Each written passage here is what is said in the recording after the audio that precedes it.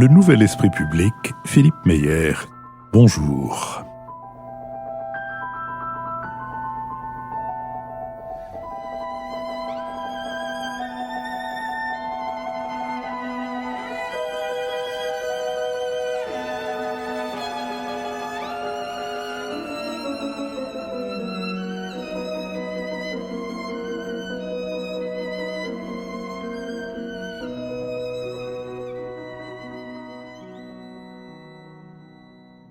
Bonjour, merci de nous avoir rejoints pour ce nouvel Esprit Public. Et selon une tradition qui va d'ailleurs bientôt dépérir, je vous en donnerai quelques nouvelles de notre santé matérielle. Les lecteurs de Marcel Aimé savent que dans le pays de Dole et dans le Jura en général, quand une personne est entrée dans son 3e âge, on dit d'elle « elle va sur son reste ». Eh bien, notre campagne de financement participatif sur KissKissBankBank va sur son reste et il ne vous reste plus que 3 jours en comptant aujourd'hui, dimanche 21, 3 jours pour acquérir un titre inaliénable à notre reconnaissance et pour nous permettre d'aller un peu plus loin que notre objectif. Au-delà des moyens de notre indépendance et de la poursuite de nos conversations, les messages que vous nous avez envoyés sont autant d'encouragements toniques et de témoignages que l'espace ouvert par le podcast est d'une richesse dont nous n'avons encore qu'une faible représentation. Vous pouvez vous rendre sur notre site lenouvelespritpublic.fr, le Nouvel Esprit Public sans séparation.fr.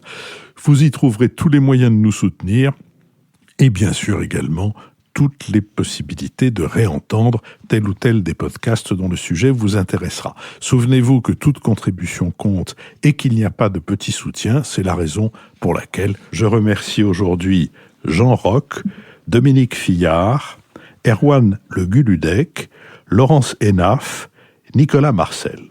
Béatrice. Il me revient de remercier Roland Bonnet, Frédéric Jacquard, Jonathan Scatolini, Christian Boin et Jean-Yves Aumozru. Lucille Schmitt. Alors, quant à moi, je remercie Marjolaine Sissako, Salvatore Rousseau, Patrick Counillon, Marie-Christine Roch et Pierre Cardoso. Nicole Desotto. Mes remerciements à Agnès Joël, Bruno Thomas, Alain Piriou, Jean-Baptiste Marquand et Emma Béguet. Michel Marian. Je voudrais remercier Dominique de Philippot, Philippe Magnien, Jean-Pierre Cotin, Sylvain Pagnon et Alexandre Blum. Merci à eux et merci à la compagnie d'assurance MMA. Elle nous a soutenus pendant tout l'été pour toutes les thématiques que nous avons consacrées, presque toutes en tout cas à des pays. Enfin, le soutien était pour toutes et presque toutes les thématiques étaient consacrées à des pays. Et nous avons conclu une convention avec MMA qui désormais soutiendra l'ensemble des thématiques que nous diffuserons. Soutiendra veut dire que d'une part, MMA participera au financement et que d'autre part, cette compagnie d'assurance s'emploiera à faire connaître notre podcast. Une de nos raisons d'exister est d'offrir un refuge contre la dictature de cette fameuse information en temps réel, pour qui les événements sont autant de bulles de savon. Nous essayons à ces événements de leur rendre leur histoire, leur épaisseur, et nous ne jugeons pas l'importance d'une situation à ce qu'elle a de spectaculaire. C'est dans cet esprit que nous avions l'an passé consacré une émission thématique au Portugal, c'est dans cet esprit que nous avons consacré cet été des émissions thématiques à des pays dont on ne parle que quand il s'y passe une explosion, quelle que soit la nature de cette explosion, comme par exemple le Yémen, le pays auquel nous avions consacré une thématique, et c'est dans cet esprit que nous allons, après les flonflons de la réunion de l'Organisation internationale de la francophonie à Erevan, que nous allons essayer d'éclairer la situation de l'Arménie, ses changements récents, ses fragilités, ses atouts et ses enjeux. Nous le ferons avec Béatrice Gibelin, directrice de la revue Hérodote et de l'Institut français de géopolitique, avec Nicole Niesotto, professeure titulaire de la chaire Union européenne au Conservatoire national des arts et métiers, avec Lucille Schmitt, membre du comité de rédaction de la revue Esprit, et avec vous, Michel Marian. Vous êtes un ancien élève de la rue d'Ulm, vous êtes agrégé de philosophie, vous êtes aussi un ancien élève de l'École nationale d'administration. Comme haut fonctionnaire, vous avez essentiellement travaillé dans les domaines de l'éducation et de la culture, tout en enseignant à Sciences Po. Une partie de votre famille, vous êtes d'origine arménienne, a compté parmi les victimes du génocide de 1915, sur lequel vous avez écrit nombre d'articles et à propos duquel Vous avez publié en 2009 chez Liana Levy un dialogue avec un éditeur et politologue turc, Ahmet İnsel, dialogue dont on trouvera la référence sur notre site. Vous revenez d'Erevan, où s'est tenu le sommet de la francophonie, et avec vous, nous allons essayer d'éclairer, au-delà de cette manifestation qui a vu l'élection à la tête de l'Organisation internationale de la francophonie de la Rwandaise Louise Mushikiwabo, la situation particulière de l'Arménie. 84 États et leurs représentants, dont 36 sont membres de cette OIF, étaient réunis à Erevan, et parmi eux, l'Arménie a été l'objet d'une attention particulière, non seulement en tant que pays hôte, mais aussi pour avoir connu au printemps un renversement politique inédit qui est venu mettre en cause un système mis en coupe réglée par le Parti républicain d'Arménie depuis l'indépendance en 1991. Les larges manifestations populaires et la grève générale provoquée par la tentative de coup de force institutionnelle du président Serge Sarkissian en avril 2018 ont abouti à la démission de ce dernier et le mois suivant à l'accession aux fonctions de Premier ministre du principal chef de file de l'opposition démocratique, Nikol Pachinian. Le nouveau Premier ministre a obtenu difficilement la dissolution du Parlement unicaméral d'Arménie et l'organisation d'élections anticipées qui auront lieu le 10 décembre selon un système électoral complexe. Si la croissance économique du pays devrait atteindre 7,5% cette année, un des enjeux de ces élections sera la meilleure répartition des fruits de cette croissance qui sont aujourd'hui largement monopolisés par un petit groupe d'oligarques au népotisme desquels le Premier ministre Pachinian a assuré vouloir mettre fin. À la différence des révolutions de couleur qu'ont connues certaines anciennes républiques soviétiques depuis les années 1990, la révolution de velours arménienne n'a pas exprimé d'hostilité marquée à l'égard de la Russie.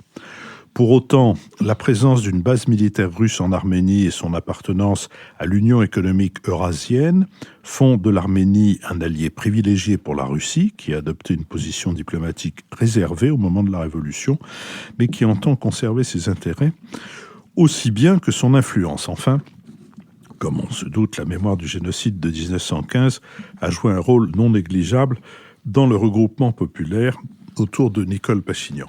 Michel Marian, peut-être pouvons-nous commencer avec vous, d'autant que vous en revenez par cette réunion de l'Organisation internationale de la francophonie et par les enseignements qu'on peut en tirer à la fois par le fait que ce soit tenu en Arménie et par l'élection à laquelle je faisais allusion tout à l'heure. Michel Marian. Oui, merci. Il y avait des enjeux, évidemment, côté arménien, et puis des enjeux généraux pour la francophonie.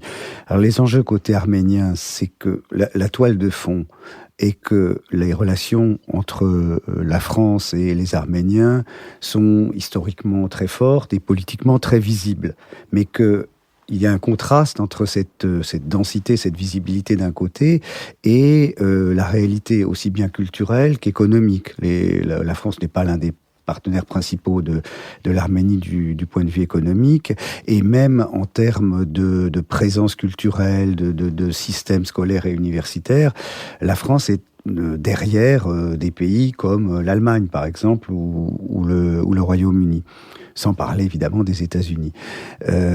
Donc l'un des enjeux à travers la francophonie, c'est justement de combler, de rattraper, disons, ce retard. Et de ce point de vue-là, il est exact que, avec le soutien de la France d'ailleurs, l'Arménie a a enfourché des bottes de 7 lieues, c'est-à-dire que elle a été admise à la francophonie comme État membre il y a seulement 7 ans, en 2011, et la voici qui préside un sommet.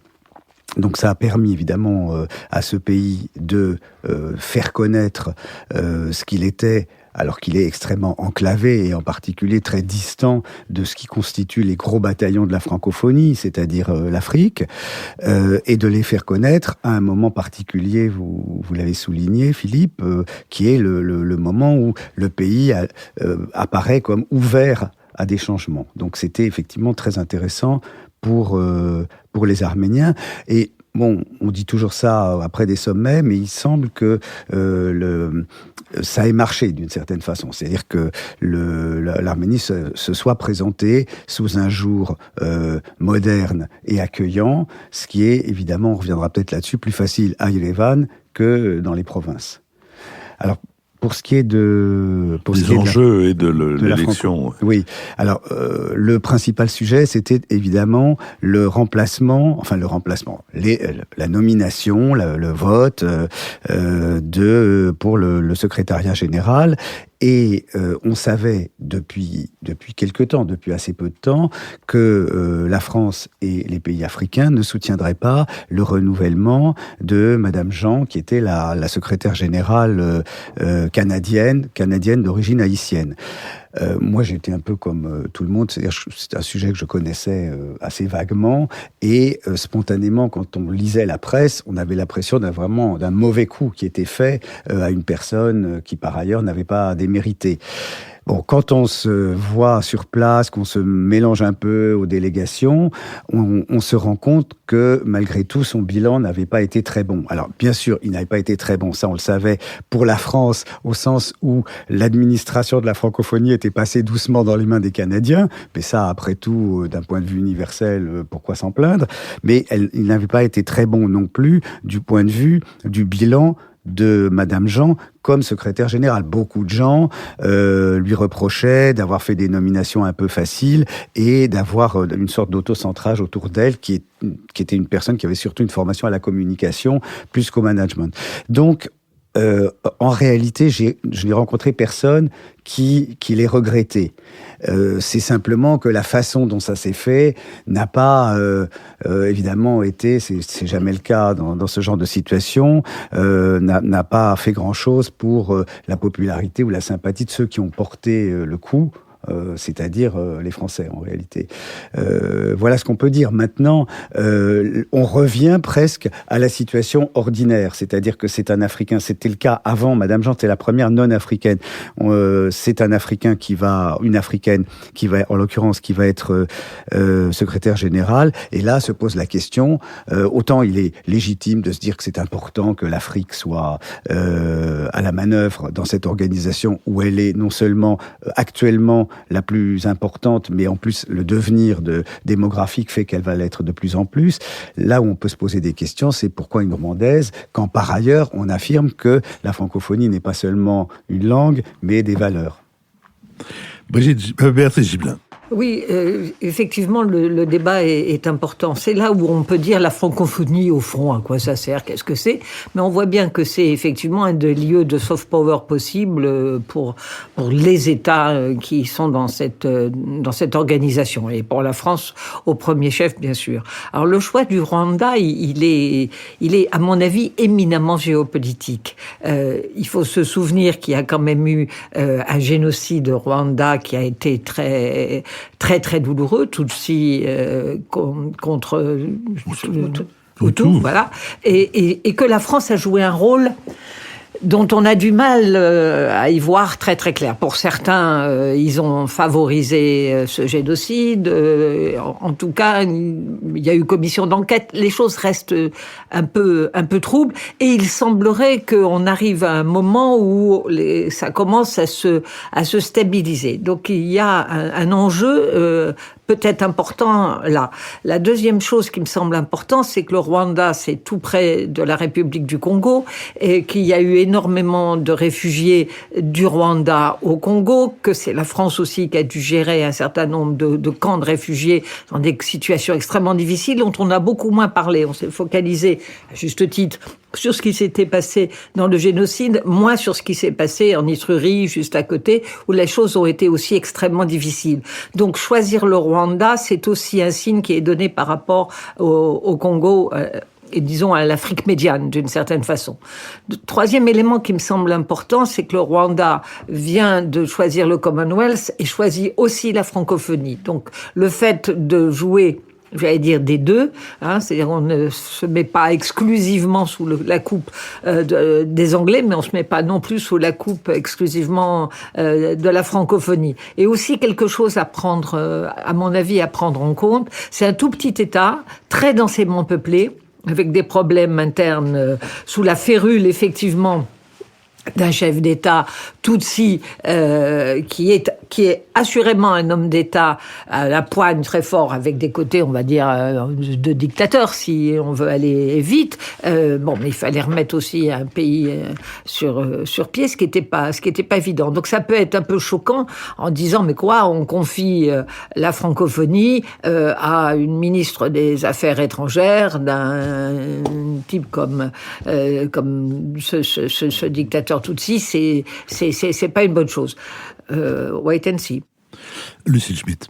Oui, moi je pense qu'il y a tout un débat aussi sur la question de qu'est-ce qu'Emmanuel Macron veut faire de la francophonie, parce que on nous dit la francophonie, c'est évidemment pas un héritage néocolonial. En même temps, il faut quand même reconnaître que c'est la France qui fait les nominations de secrétaire général, bien sûr avec l'accord des chefs d'État africains, mais la position d'Emmanuel Macron a été, comme l'a rappelé Michel, prédominante pour faire en sorte que effectivement la ministre des Affaires étrangères rwandaise, alors que Paul Kagame est un dictateur, l'emporte. Alors ce qui est intéressant, c'est au fond pourquoi est-ce qu'Emmanuel Macron ose cette nomination qui quelque part est contraire à notre conception des droits de l'homme et la question de l'universalité, du rayonnement de la culture française. Parce que dans un moment où le multilatéralisme est extrêmement atteint, puisque Donald Trump le défie ouvertement, au fond, il y a certaines personnes qui disent mais est-ce que la francophonie ne pourrait pas être une sorte de mini-ONU, ou en tout cas un lieu où s'élabore un débat sur la société internationale?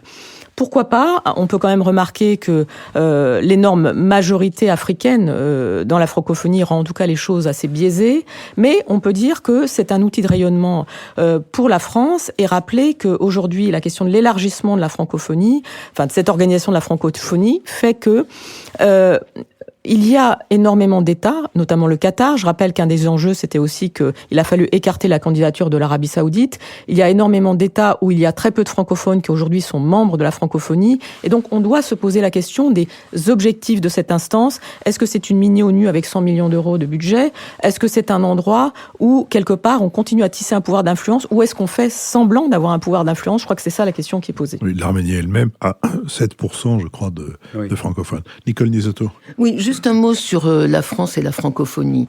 Il ne faut pas oublier que la France avait désinvesti complètement dans l'OIF depuis au moins une décennie, avec une espèce en même temps d'irritation de voir que la francophonie vivait sur elle-même et négligeait les intérêts de la France. Mais nous avions désinvesti, il y avait même plus de ministre délégué à la francophonie, il y avait un vague secrétariat ou une déléguée générale et aucune structure, aucune vision stratégique de ce que la France voulait faire. Emmanuel Macron a réinvesti l'OIF, en nommant déjà comme représentant personnel Leïla Slamini, qui va en faire un lieu véritablement de promotion de la culture et de la langue francophone, pas de la langue française, des langues francophones. Donc, il l'a réinvesti de cette façon positive, c'est-à-dire la francophonie comme nouvel espace d'influence dans la mondialisation par la langue, la culture, les valeurs, mais en même temps, il l'a réinvesti de la façon la plus utilitariste qui soit, la plus traditionnelle qui soit, en revenant pratiquement à la France-Afrique, en faisant nommer la personne qui correspond aux intérêts de la France aujourd'hui dans l'affaire du Rwanda. Donc, je crois qu'il y a une espèce d'ambiguïté, là, sinon de contradiction, qui pourrait ne pas être totalement favorable aux intérêts français dans cette histoire. Bon, je pense que nous avons fait un tour de la situation de la francophonie. J'ai parlé tout à l'heure de la situation en Arménie, j'ai conscience d'en avoir parlé de manière extrêmement cavalière, tellement les choses sont compliquées, parce que le Premier ministre, avant d'être Premier ministre, il a été chef de l'opposition, ça c'est assez courant, on l'a mis en prison, puis on l'a ressorti, puis on a dit qu'il pouvait pas être Premier ministre, et puis le système électoral lui-même est extrêmement compliqué, favorise des alliances de toutes sortes, il y a une seule chambre au Parlement. Bref, Michel Marian, est-ce que, si nous en venons à notre sujet central de cette émission thématique, c'est-à-dire l'Arménie, est-ce que vous pouvez nous éclairer un peu sur la nature du changement qui s'est produit au printemps dernier en Arménie et sur les atouts et les obstacles que ce changement rencontre? Alors, je vais d'abord nuancer peut-être quelques éléments que vous avez donnés, Philippe. Il n'était pas le principal chef de l'opposition. J'insiste là-dessus parce que l'élément de surprise a été déterminant et l'élément de surprise a conduit à ce que ce mouvement qui a eu lieu prenne des allures de révolution. et soit qualifié comme révolution. Il était un opposant connu, souvent plus déterminé que les autres, mais à la tête d'un tout petit parti. Donc on ne peut pas, je voudrais pas que les auditeurs imaginent un système à la britannique où le chef de l'opposition devient chef de la majorité, parce que justement, ça n'était pas ça la question.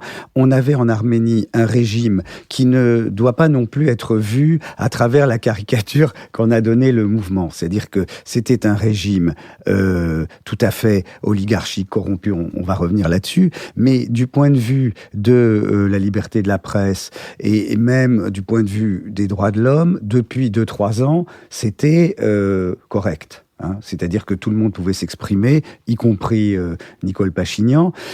Et l'élément de surprise qui a joué, c'est que il y a eu un moment autour de Nicole Pachinian, cette idée que d'accord, c'était correct du point de vue formel, mais la réalité, la substance du régime, c'était le fait qu'une classe extrêmement restreinte d'oligarques ou de plutocrates se partageait les richesses et surtout s'était mise en position de se perpétuer au pouvoir depuis, non pas 30 ans, mais disons 20 ans, depuis 1998 où le premier président, qui était un président démocrate, avait été évincé.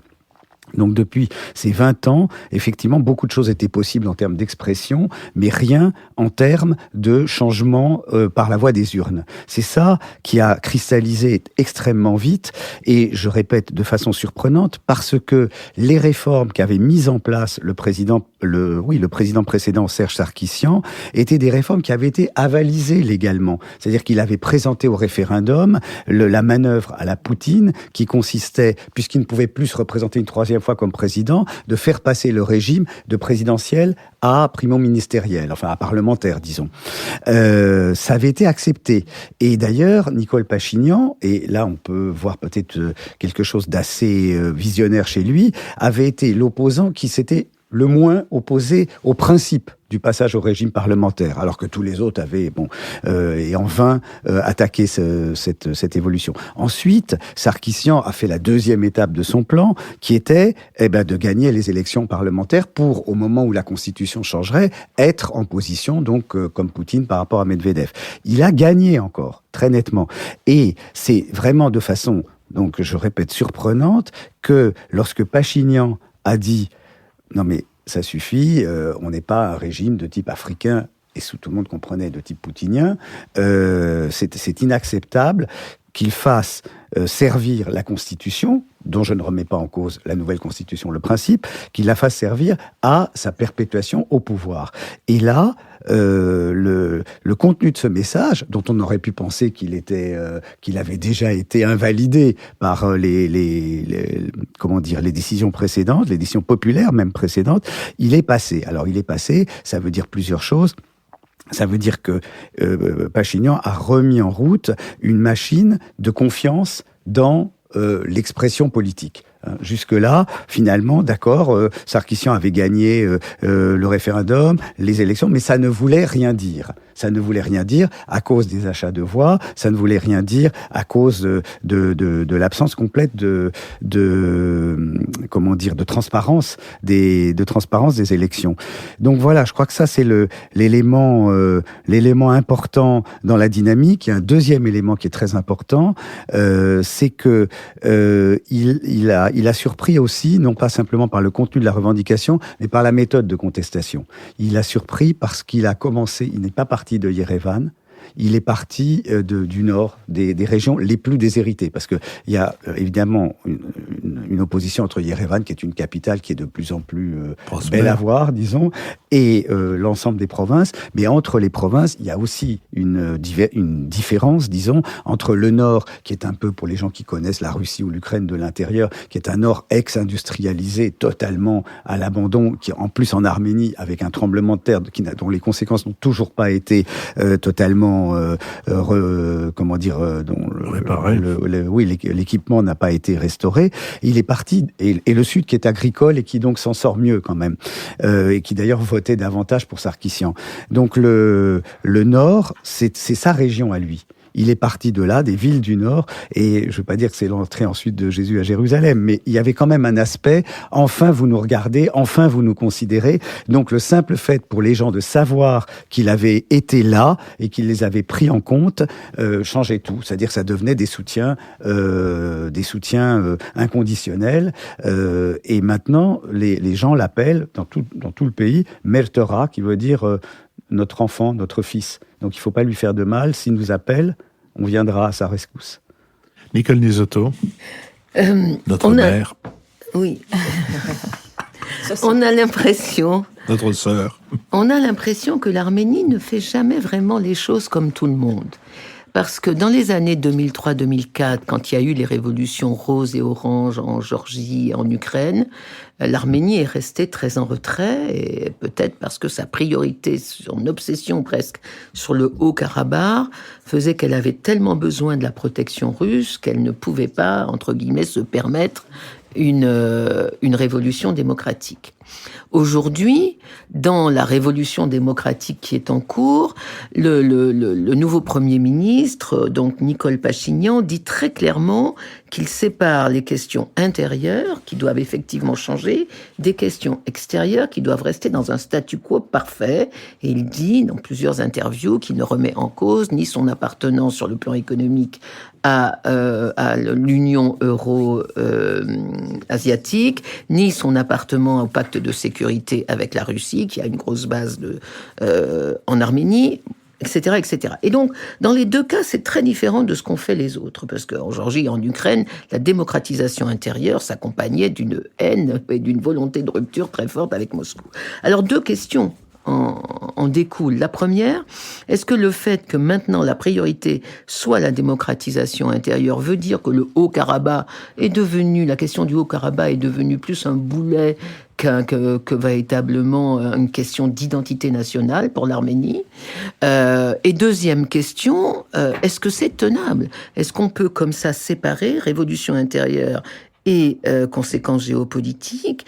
On appelle en Arménie cette révolution la révolution de velours, pour reprendre l'exemple de la Tchécoslovaquie, mais on s'en souvient que dans la précédente Tchécoslovaquie, celle de 68, Dubček avait aussi essayé de séparer l'intérieur de l'extérieur, et ça a très très mal tourné. Et donc ma question est, est-ce que c'est tenable? Michel Marion. Bien... Là, Nicole, vous avez fait les questions et presque les réponses. Non. Je suis entièrement d'accord avec cette présentation. C'est vrai que l'Arménie n'a pas eu le même calendrier que les autres pays ex-soviétiques. C'est vrai qu'elle ne l'a pas eu parce que cette question du Haut-Karabakh la met en marge et dans une dépendance qui était déjà très forte par rapport à la Russie, mais qui est encore plus forte. On raconte l'histoire suivante. Je peux prendre 2 minutes pour raconter l'histoire. En 2013, donc 10 ans après ce que vous avez rappelé, c'est-à-dire les révolutions mais la Géorgie avait encore rebougé et l'Ukraine aussi. En 2013, il a été question très fortement que l'Arménie adhère à un partenariat avec l'Europe. Et cette perspective enchantait une classe de jeunes businessmen ou en tout cas frottés d'informatique, etc. Et Serge Sarkissian avait fait croire à la population que c'était possible. Il est donc à un moment les Russes se sont réveillés et Poutine a, par l'intermédiaire de son ambassadeur, envoyé un petit mot sur un Bristol écrit de sa main et qui était tu veux rentrer en Europe? Je te rappelle juste 4 choses que tu as peut-être oubliées.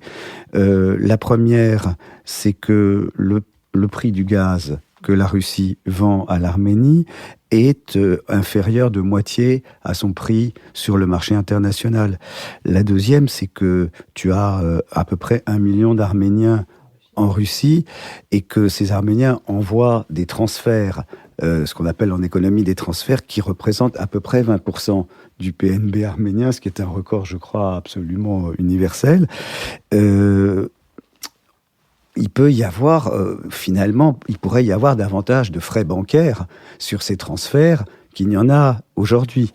Le troisième élément, c'est que l'Arménie exporte beaucoup de produits alimentaires vers la Russie, même c'est sa principale destination pour ses exportations.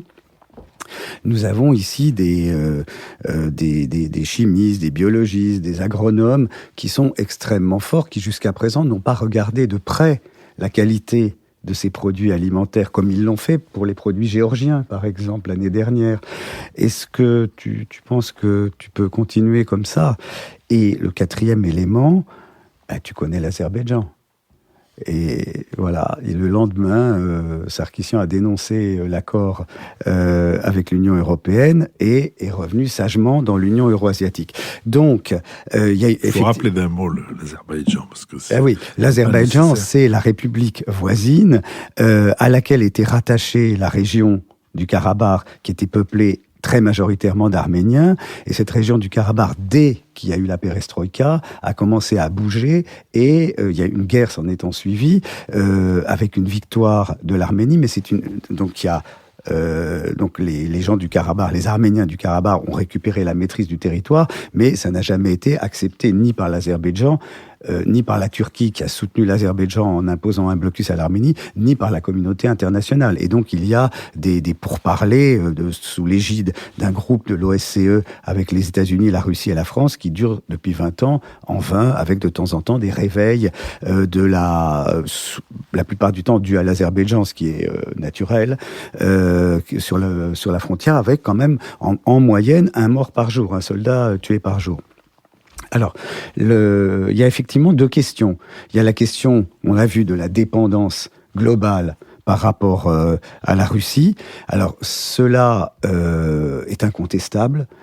Ça ne veut pas dire pour autant, même si Pachinian affirme le statu quo, qu'il a l'intention d'en rester là. Il sait, mon interprétation, c'est qu'il sait simplement qu'il ne peut avancer que très lentement par rapport à ça. Mais toutes les occasions qu'il peut avoir de renforcer les liens avec l'Occident, disons-le, il les prend. C'est-à-dire que la francophonie, c'est pas lui qui a inventé que le sommet serait cette année, mais il lui a donné le maximum de lustre et d'adhésion. Il a fait un discours en français, très très convenablement.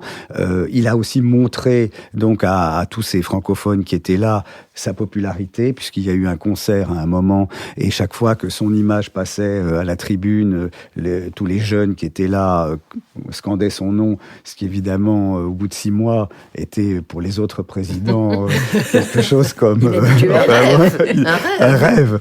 Alors bon, tout ça a eu lieu. Et des manœuvres militaires avec l'OTAN ont eu lieu, et parallèlement, pour montrer que le statu quo, c'est un statu quo en mouvement, il y a eu aussi des gestes par rapport à la Russie.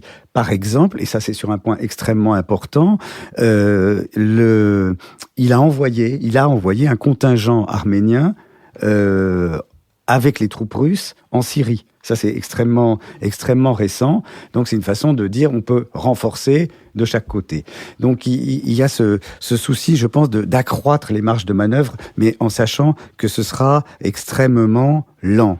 Et puis, La deuxième question, c'est est-ce qu'il oublie, entre guillemets, le Haut-Karabakh? Est-ce que c'est bien moins important? Alors là, c'est la question évidemment la plus difficile à trancher. Jusqu'à présent, le Haut-Karabakh pouvait d'autant moins être oublié qu'il y avait deux choses. Il y avait d'une part la génération des combattants, de ceux qui avaient donné leur sang, etc. Enfin, on connaît ça dans beaucoup de pays, je sais pas, l'Iran, enfin, il y a beaucoup de pays comme ça, et donc qui avaient un poids politique. Et ce poids politique était d'autant plus fort que les présidents, le deuxième et le troisième, Kocharyan et Sarkissian, étaient des gens du Karabakh. Et que cela, même si pour des raisons que je dirais d'un mot, enfin on comprend à cause du génocide, pour les Arméniens, la victoire du Karabakh est quelque chose qui effectivement relève de l'identification, de la compensation, de la revanche. Sur ce point-là, est-ce que c'est vécu, c'est une victoire, comme vous l'avez dit, sur un pays qui est soutenu par les Turcs, est-ce que c'est vécu comme une victoire sur les Turcs par procuration, ou c'est simplement une question de... Oui, si, je pense. Enfin, même si, disons, la tension avec l'Azerbaïdjan a été constante depuis le début du XXe siècle, et d'une certaine façon, indépendamment de ce qui se passait avec les Turcs. Néanmoins, disons, c'est considéré comme en lien avec le génocide. C'est-à-dire, si nous n'avions pas sauvé le Karabakh, ces gens auraient été victimes d'un génocide. Enfin bon, voilà. Donc tout ça est vu de la même façon. Les présidents Kocharyan et Sarkissian n'avaient qu'un seul but, que ça n'avance pas. Ça ne veut pas dire que toute la société politique arménienne était dans ce cas, puisque le premier président qui a été évincé voulait arriver à un accord de paix. Néanmoins, ce sont les autres qui ont gagné.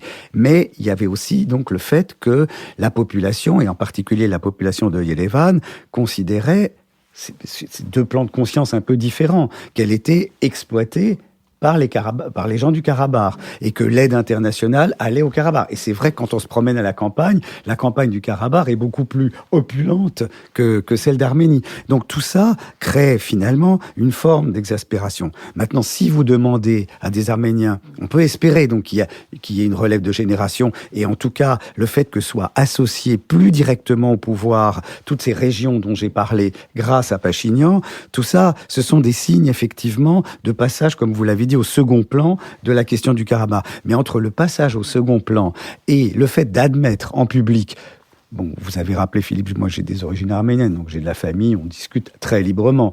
Dans la famille, on dit, il faut arriver à un accord de paix, il faut faire des concessions. En public, j'ai pas entendu ce discours-là. Les guides qui emmènent les délégués francophones dans les musées, etc., sont tous encore dans le discours public qui est le Karabakh doit être rattaché à l'Arménie, alors qu'il y aurait des solutions sans doute différentes. Béatrice Gibelin.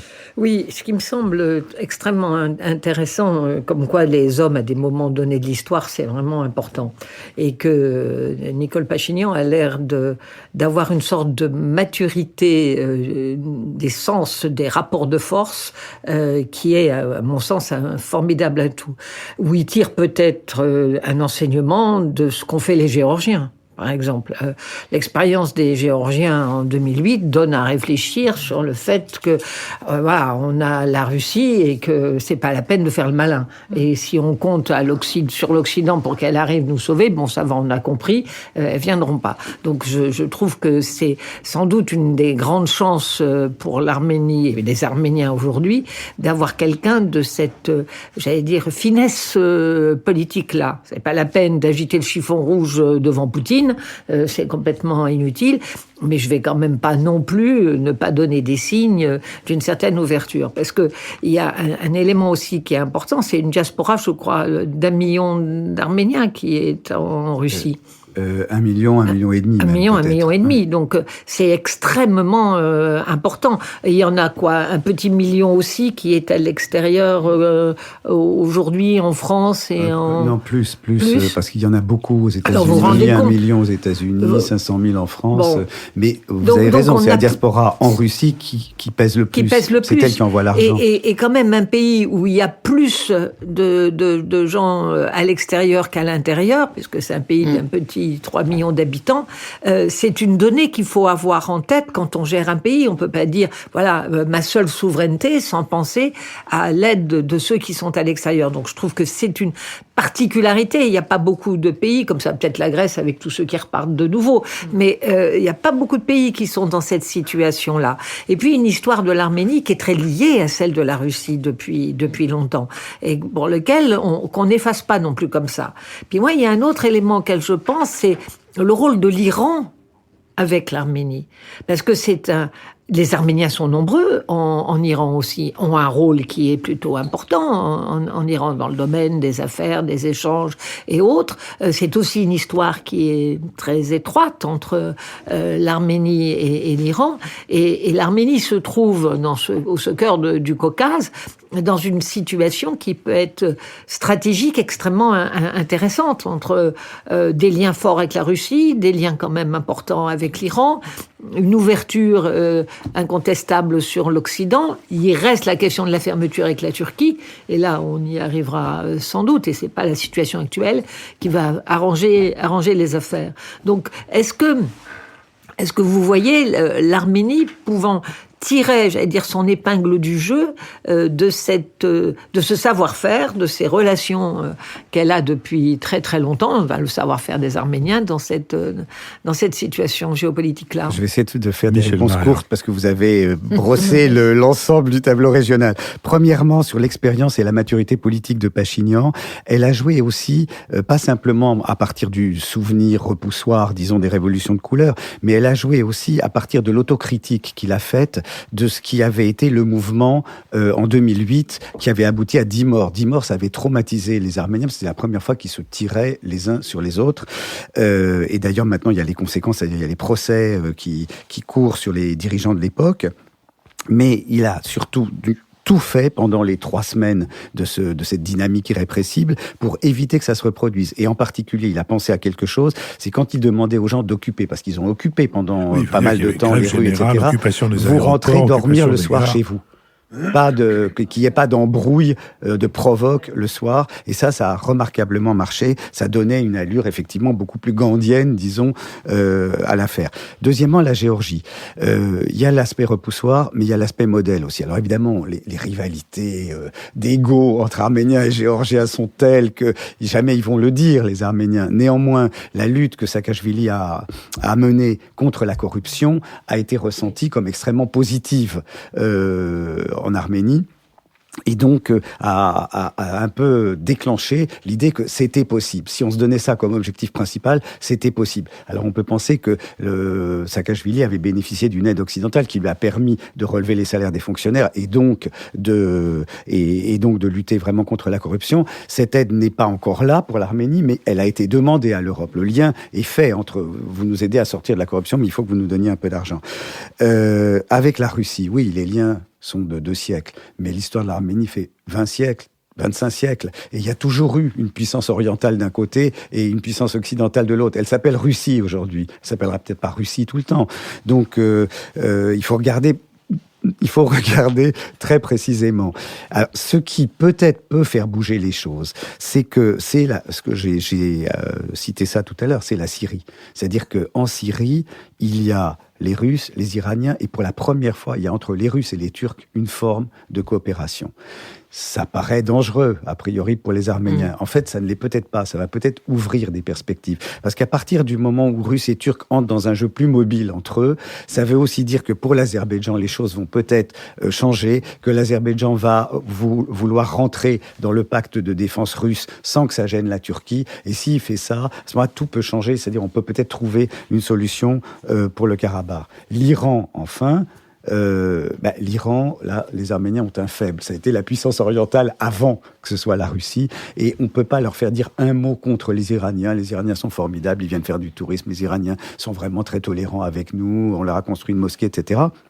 Bon, toujours est-il que l'Iran, pour les Arméniens, c'est un peu comme la France. C'est-à-dire qu'ils sont là, ils viennent faire du tourisme, on les aime beaucoup, mais on ne fait pas encore grand-chose avec eux commercialement, économiquement. Et donc, la perspective est la même, desserrer les marges de manœuvre, faire en sorte que ça devienne plus substantiel, la relation avec l'Iran.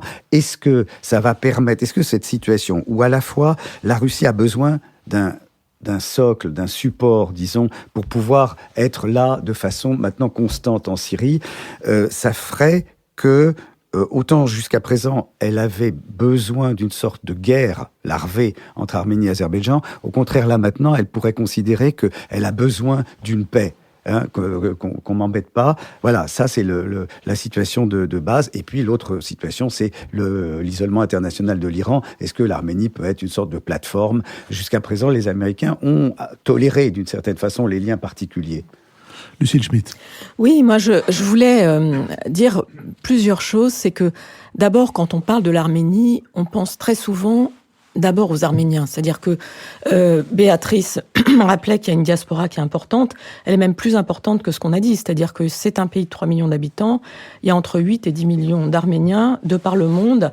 Et je me rappelle d'avoir visité le quartier arménien d'Alep en Syrie et d'y avoir rencontré des Arméniens du Mexique qui venaient jusqu'en Syrie visiter ce quartier arménien. Donc il y a quelque chose autour de l'histoire tragique de l'Arménie qui certes est une histoire de 20 siècles, mais qui est d'abord marquée par le génocide de 1915. Et je crois que ce qui est important, c'est que d'une certaine manière, on a deux façons de parler de l'Arménie. On a une manière d'en parler en géopolitique, et puis on a une manière d'en parler de manière tragique, mémorielle, avec la question de la reconnaissance du génocide. Et donc moi, une des questions que je voulais vous poser, Michel, c'est évidemment la manière dont, autour de cette figure de Pachinian, qui est, ça a été rappelé, un démocrate d'une extraordinaire modernité, qui a su utiliser les réseaux sociaux, qui a autour de lui des jeunes d'une quarantaine d'années comme lui d'ailleurs, formés en Occident, qui a su organiser une marche de 250 km avec son t-shirt camouflage qui est devenu un t-shirt vintage dans la population arménienne, qui a mobilisé 20% de la population d'Arménie quand même, il faut imaginer ce que c'est sur 3 millions de personnes, donc qui est quelqu'un qui a constitué en fait sa légitimité démocratique d'une manière inédite et d'une manière qu'on peut envier en France. Parce que quand on compare, par exemple, l'âge de Pachinian et l'âge de Macron, on peut se dire, tiens, c'est la même génération. Et en tout cas, c'est deux manières de faire extrêmement différentes. Et il y a un côté très charnel dans cette manière dont il a restitué la démocratie à l'Arménie. Donc, comment est-ce que ces Arméniens d'ailleurs et ces Arméniens d'Arménie vont pouvoir faire la jonction? Est-ce qu'ils vont retrouver une forme de fierté commune? C'est une première question que je voulais vous poser. Puis la deuxième, c'est évidemment la question économique, parce qu'on voit bien que l'un des enjeux essentiel, c'est le fait qu'aujourd'hui l'Arménie, et notamment Nicole Pachinian, n'a pas du tout les moyens, au fond, d'assurer la pérennité de cette démocratisation sans des moyens économiques puissants, une aide qui viendrait d'Europe, sans lutter contre la corruption, certes, mais quand on lutte contre la corruption, il faut aussi démontrer qu'on peut redonner à l'économie une nouvelle vigueur. Et pour l'instant, on peut pas dire que ce soit vraiment un sujet sur lequel il est très fort. Et là-dessus, sans doute, l'engagement de Macron, la façon dont on peut aider l'Arménie en termes économiques et financiers est quelque chose d'important. Puis juste une dernière question, parce que Philippe me fait signe que j'ai assez parlé. Je crois que ce qui est essentiel, c'est aussi, à partir de là, qu'est-ce qui peut se passer sur cette question du génocide? J'ai vu qu'Emmanuel Macron avait parlé de commémoration, d'installer une journée de commémoration du génocide. Qu'est-ce que vous en pensez? Est-ce que ça peut faire bouger les Turcs? Enfin, dites-nous quelque chose à ce sujet. Est-ce qu'on peut ajouter que, en plus de cette abondance des populations arméniennes dispersées de par le monde, il reste quand même une très forte lien entre ces populations dispersées, et à l'intérieur, moi je me souviens d'une remise de médaille de chevalier des arts et lettres à Garbi Saprikian, le directeur de la formidable chorale Komitas, du nom du compositeur arménien, où la communauté arménienne de Paris était rassemblée de telle manière qu'on ne pouvait plus avancer. Enfin, c'était à peu près. Cette anecdote étant passée, Michel Marian, les questions... Je vais céder à l'injonction de Lucile, je vais parler du génocide. Là, disons que il y a eu 50 ans où le génocide a été étouffé, à la fois par la politique intérieure de la Turquie, les rapports géopolitiques et finalement le silence des Arméniens qui eux-mêmes voulaient un peu penser à autre chose. Bon. Et puis il y a eu 50 ans, j'allais dire, tout génocide. C'est-à-dire, à partir du 50e anniversaire, il y a eu un réveil qui a rassemblé cette unité arménienne à laquelle vous faisiez allusion, qui rassemble à la fois toute la diaspora et l'Arménie. Elle a commencé en 1965. Il y a eu des résultats. Les résultats, ce ne sont pas d'abord des résultats politiques, mais c'est d'abord des résultats en termes de reconnaissance historique. C'est-à-dire que maintenant, même si beaucoup de pays encore ne reconnaissent pas publiquement le génocide, tout le monde sait qu'ils ne le reconnaissent pas simplement parce que la Turquie demande qu'ils ne le reconnaissent pas. Donc tout ça a eu lieu. Alors donc je dirais c'est peut-être le plus important. Sur le plan du génocide, le reste viendra de la Turquie. Ça prendra du temps, mais c'est la société turque qui commence à bouger et qui bougera encore davantage. Plus elle se rendra compte que le non-dit sur le génocide ou même la violence verbale que continuent à exprimer les autorités n'est qu'un moyen de violence politique potentiellement généralisée. Donc la question est plutôt, qu'est-ce que en Arménie on peut faire, entre guillemets, du génocide. Et jusqu'à présent, il y a eu 2 lignes. Et ces 2 lignes, c'était la ligne du premier président, Ter-Petrosyan, qui disait « on ne pose pas de préconditions, on a besoin de normalisation avec les voisins au moment où on réacquiert une indépendance pour la première fois depuis 6 siècles ». Et puis il y a la ligne des gens du Karabakh qui ont décidé de faire de la reconnaissance du génocide au niveau international leur combat, et leur combat, évidemment, aussi pour, excuser, d'une certaine façon, compenser l'immobilisme en termes diplomatiques sur le Karabakh. Nicole Pachinian, clairement du point de vue de ces alignements, on peut dire précédents, et du premier côté, pas du deuxième. Le mouvement, ça rejoint ce que disait Nicole tout à l'heure, le mouvement qu'il a porté au pouvoir n'a pas mis la reconnaissance du génocide au premier plan. Est-ce qu'il peut faire de cela, de cette mise entre parenthèses, quelque chose de politiquement utile? Je l'espère, mais ça n'est pas du tout sa priorité. Hein. Et le fait que ce soit pas sa priorité, c'est déjà un élément positif. Maintenant, pour ce qui est de l'économie, alors, il a un peu de temps quand même. Il a un peu de temps au sens où ce qui a été le plus frappant depuis qu'il est arrivé au pouvoir, c'est à quel point ce qu'il disait s'est révélé juste. C'est-à-dire qu'il y a eu un effet de démasquage. Même les gens qui étaient intimement convaincus, qui passaient leur temps à répéter qu'ils étaient dans un État qu'ils appelaient kleptocrate, totalement corrompu, ont été stupéfaits à la fois des montants de corruption qui ont été découverts par la justice, et puis indignés des anecdotes, comme par exemple celle de ce responsable de l'aide qui devait passer par l'armée, une aide collectée par les enfants des écoles pour les soldats, et qui se retrouvait dans l'achat de nourriture qu'il faisait pour son zoo personnel. Bon, donc voilà, il y a des années, celle-là c'est la plus croustillante, si j'ose dire, mais il y en a des tas comme ça. Donc ça veut dire que Bachinian avait raison de montrer à quel point c'était quelque chose de... la corruption était réelle et importante. Le deuxième point sur lequel il s'est avéré qu'il avait raison, c'est sur les élections. C'est-à-dire que les élections, il y a eu une répétition générale des élections à venir du 10 décembre dont vous avez parlé, Philippe. C'est les élections à la mairie de Yerevan, où son parti, alors évidemment, là, dans cette situation, son parti a ramassé la mise, mais on a vu aussi à quel point, donc, le passage, mais dans des conditions extrêmement, j'allais dire, propres, contrôlées par les observateurs européens, mais ça veut tout de même dire que les autres élections, les précédentes, ne voulaient rien dire. Bon, donc là aussi, alors, si vous voulez, ces deux, ces deux preuves de vérité lui donnent un peu de marge pour arriver à relever l'économie. Mais ensuite, effectivement, on retrouvera... Et donc, ce que je veux dire, c'est que pour la population, ça n'est pas l'immédiat... Il n'a pas été porté au pouvoir pour apporter tout de suite des améliorations économiques, une augmentation des salaires ou des choses comme ça. Hein. Il a été porté au pouvoir pour blanchir le pays et redonner un sens de la communauté civique, de la souveraineté, etc.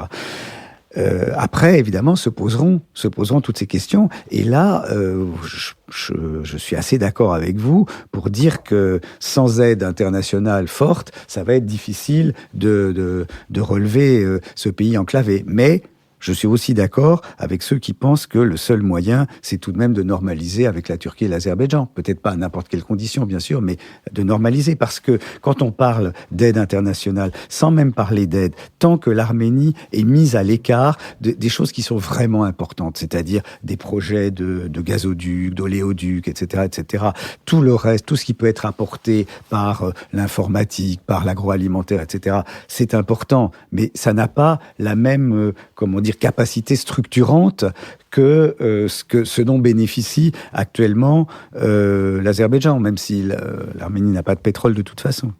Nicole Nisotto ? Oui, une remarque et deux petites questions. La remarque, c'est sur la Turquie. Je suis moins optimiste parce que c'était déjà très difficile pour la Turquie de faire un pas sur le génocide ou le Haut-Karabakh quand elle était un pays en négociation avec l'Union européenne et donc en voie peut-être de démocratisation. Aujourd'hui, que le régime est parfaitement autoritaire et presque dictatorial, on voit pas très bien quel serait l'intérêt de M. Erdogan de faire des concessions sur cette question, sauf, encore une fois, si dans la grande politique de rapprochement entre la Russie et la Turquie, ça devenait une carte. Mais je crois que pour l'instant, ça n'est pas le cas. Mais moi, j'ai deux questions. D'abord, sur la corruption. La corruption, c'est souvent un moteur des dégagismes que l'on a vu ces dernières années. On l'avait vu dans la Tunisie de Ben Ali. On le voit aujourd'hui, malheureusement, pour l'extrême droite au Brésil, avec les élections récentes. Et ça a été un élément important, apparemment, dans ce que vous dites sur la révolution démocratique en Arménie. Alors la question est, pour réussir cette bataille anticorruption, il faut avoir au moins 2 alliés qui sont les forces régaliennes, l'armée et la police. Est-ce que l'armée et la police soutiennent cette révolution? Tout ça s'est passé dans une espèce de pacifisme extraordinaire, vraiment qui est tout à fait remarquable. Mais est-ce que quand même l'armée et la police, qui ont beaucoup à perdre, j'imagine, si elles étaient corrompues, est-ce qu'elles vont continuer à jouer le jeu? Ça, c'est ma première question. La deuxième question, c'est sur l'Union européenne. Depuis l'accord de 2013 a été effectivement enterré, mais en 2017, donc l'année dernière, l'Union européenne a signé un accord de partenariat avec l'Arménie, qui est assez intelligent cette fois, puisqu'il ne fait pas l'erreur qu'on avait fait avec l'Ukraine. Et dans cet accord de partenariat, il est dit que c'est compatible avec la participation de l'Arménie à l'Union eurasiatique. Et donc, ma question est-ce que cet accord est la base de quelque chose d'important? À part l'argent, qu'est-ce que l'Arménie attend de l'Union, ou qu'est-ce que l'Union européenne ne doit surtout pas faire pour contrecarrer les évolutions positives en Arménie? Michel Marion. Alors, en fait, il y a 3 questions. Il y a la Turquie, donc je reviens rapidement là-dessus. C'est vrai que jusqu'en 2014, même au tout début 2015, c'est-à-dire quelques mois avant le centenaire du génocide, le gouvernement turc lui-même a laissé croire qu'il bougeait un peu. Erdogan avait envoyé en 2014 un télégramme au moment du 24 avril. Bon, et maintenant, ça n'est plus le cas. Donc, je dis simplement, il faut savoir distinguer État et société civile. On est entré dans une autre temporalité. C'est-à-dire que il est évident que le Erdogan d'aujourd'hui, autoritaire et allié aux nationalistes, ne va pas bouger comme le Erdogan de 2003-2004 avait bougé. Mais la société civile en Turquie, ça veut dire, d'une part, les démocrates qui se sont rendus compte de plus en plus que l'impensé du génocide arménien était l'un des principaux obstacles à la démocratisation en profondeur de la Turquie. Deuxièmement, les minorités, que ce soit des minorités nationales comme les Kurdes ou des minorités religieuses comme les Alévis, se reconnaissent maintenant de plus en plus dans ce qui s'est passé comme un élément fondateur de ce dont eux-mêmes ont à souffrir aujourd'hui. Donc il y a, je pense, des phénomènes de fond qui vont amener à un moment, lorsque les circonstances politiques seront plus favorables, à ce que le gouvernement bouge. Mais évidemment, on ne peut pas dire que ça va être dans 6 mois ou dans 2 ans. Alors, sur l'Union européenne, oui, bien sûr, il y a eu cet accord de l'année dernière, et cet accord mentionne qu'il est compatible avec l'Union eurasiatique. Il est bien cet accord, mais il est bien en façade, c'est-à-dire que il rassure un tout petit peu tout le monde, mais il y a très peu de choses dedans. Donc, je pense vraiment que cet accord doit être rendu beaucoup plus substantiel. Là, c'est presque une feuille de vigne. Enfin, c'est pas tout à fait une feuille de vigne parce que symboliquement, ça montre que l'Arménie a des liens avec l'Europe, mais c'est quand même très insuffisant par rapport à ce qui peut se passer avec d'autres pays et ce qui est nécessaire. Qu'est-ce que l'Europe ne doit surtout pas faire pour que ça puisse marcher? Là, je sais pas. Je pense que effectivement, la dénégation est utile. C'est-à-dire, c'est ce que Pachinian pratique, hein, de dire bon, mais on a notre alliance stratégique qui demeure avec la Russie, etc. Donc ça, c'est des choses qu'il faut accepter de dire et de répéter. Mais dessous, je crois qu'il faut mettre beaucoup. Alors l'armée et beaucoup plus. L'armée et la police. Pour la police, il y a plus de problème. C'est-à-dire que effectivement, la police, elle est au moment où Pachinian prend le pouvoir, la police est sous ses ordres, et on a vu les investigations qui ont commencé contre la corruption, elles sont liées à la police. Alors pour l'armée, c'est plus compliqué parce que le précédent ministre était un ministre qui essayait de développer toute une idéologie et qui se préparait une sorte de base de masse personnelle dans l'armée, avec toute une doctrine de l'armée-nation, c'est-à-dire que l'armée doit représenter la nation nation, la nation doit, enfin les deux doivent aller ensemble. Et il avait même fait connaître discrètement ses offres de services comme un petit Bonaparte au moment du mouvement. Donc ça n'a pas marché du tout. Néanmoins, on ne sait pas encore très bien quelles sont les différentes... Il y a les bases militaires russes. Donc est-ce qu'il y a un jeu de force à l'intérieur de l'armée? On ne le voit pas pour le moment. Hein. Ce que je disais, c'est que ce ministre avait pour le moment disparu, cet ex-ministre. On n'a pas eu aucun bruit n'indiquant que l'armée pouvait se soulever ou être contre. Bon, il faut dire aussi que la conscription, l'armée n'est pas encore totalement séparée effectivement de la nation, dans la mesure où la conscription est réelle. Et le point de force de Pachinian, vous parliez, Béatrice, de sa maturité politique, c'est qu'il a tout de suite soigné non pas l'armée en tant que telle, mais les familles des soldats. C'est-à-dire que parmi les premières personnes qu'il a reçues une fois qu'il a été président, ce sont les mères des soldats, et il a insisté beaucoup sur les conditions que l'État doit faire pour améliorer la situation des soldats. Et là, c'était facile parce qu'il y a eu tous ces scandales, celui dont j'ai parlé, mais beaucoup d'autres. Et donc, ce souci des soldats, souligne le sacrifice qu'ils font, ces jeunes Arméniens quand même qui sont 3 ans au service avec des possibilités réelles de mort en combat et quelquefois hors combat, c'est-à-dire par explosion de matériel, etc. Il a insisté sur tous ces aspects, disons, actuellement négatifs, pour montrer sa sollicitude et sa préoccupation d'une vie civile aussi des soldats. Et enfin, il a envoyé son fils.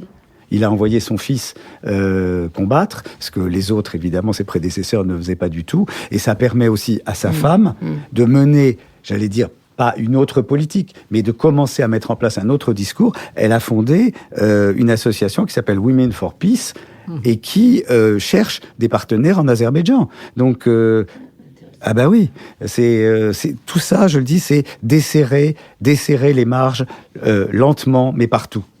Michel Marian, je vous remercie. Je pense que grâce à vous, nos auditeurs continueront à garder un œil sur les nouvelles en provenance d'Arménie, sur les élections du 10 décembre, qui vont être compliquées parce que le système électoral est compliqué, mais aussi sur cette tentative d'équilibre dont vous nous avez les uns et les autres montré les difficultés, mais en même temps la richesse, si elle réussit, entre l'Arménie et ses pays voisins. Je l'ai dit tout à l'heure, votre livre avec Ahmet Insel, mais aussi la liste de vos autres publications sur l'Arménie sera sur notre site. Et puis vous écrivez, vous collaborez régulièrement aux Nouvelles d'Arménie, qui sont un magazine francophone. Je remercie Benoît Heurtel, avec qui cette émission a été préparée. Elle a été enregistrée au studio L'Arrière-Boutique de Maxime Olivier et Thibaut Delage. Elle est produite par Nouvelles Écoutes et Julien Neuville. Elle est soutenue, je l'ai dit tout à l'heure, par la compagnie d'assurance MMA. Et je vous rappelle que vous pouvez encore, jusqu'à mardi soir, aller voir sur notre site comment contribuer et faire contribuer à notre campagne sur KissKissBankBank. J'espère la semaine prochaine pouvoir vous dire que nous avons non seulement bonne renommée, mais aussi ceinture dorée.